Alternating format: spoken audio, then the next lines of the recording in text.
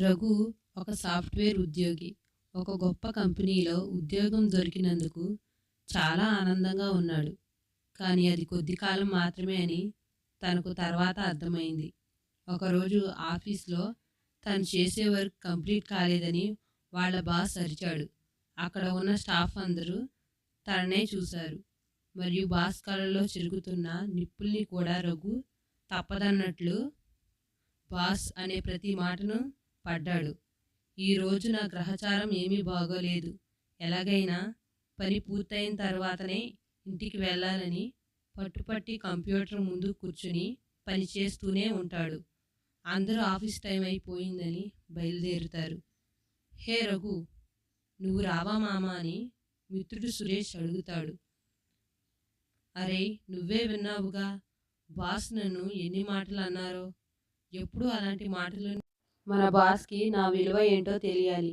ఈ పని ఈ రోజు అయ్యేంత వరకు ఇక్కడ నుండి నేను కదలను. నువ్వు వెళ్ళు, నేను పని ముగించుకుని వస్తాను అని అంటాడు ఉద్వేగంగా రఘు.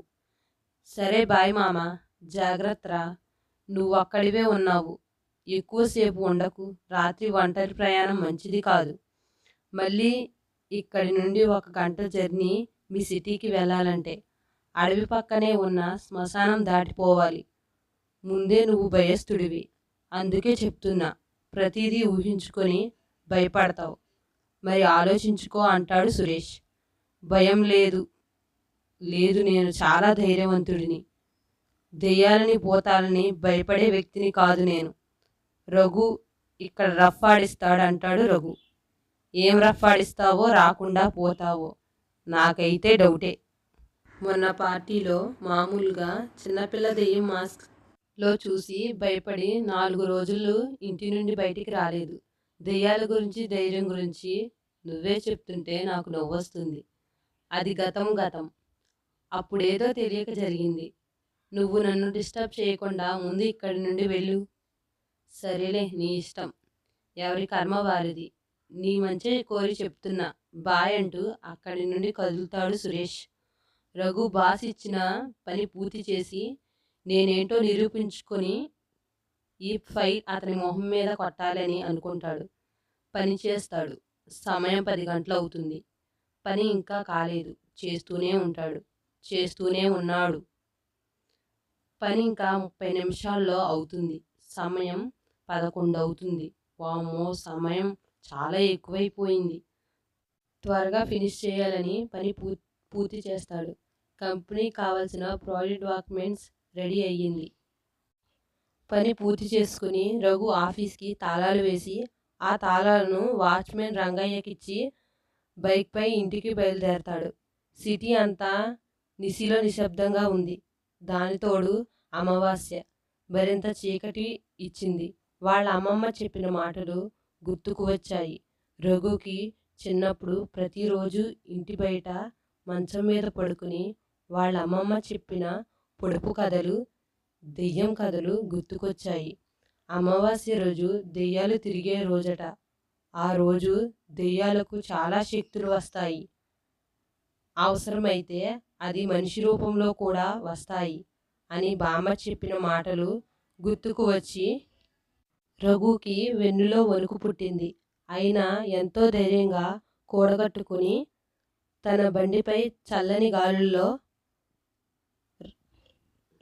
జుమ్మని సాగిపోతాడు. అలా కొద్ది దూరం వెళ్ళేసరికి సిటీ పొలిమేర వచ్చింది. ఆ సిటీ అనేది సముద్ర తీరాన్ని ఆనుకునే ఉంటుంది. రఘు ప్రశాంతమైన సముద్రంలో అలల తీరాన్ని చేరి వాటిని హాయిగా చూస్తూ ముందుకు కదులుతున్నాడు. ఆ బీచ్కి ఒక పెద్ద చరిత్రే ఉంది.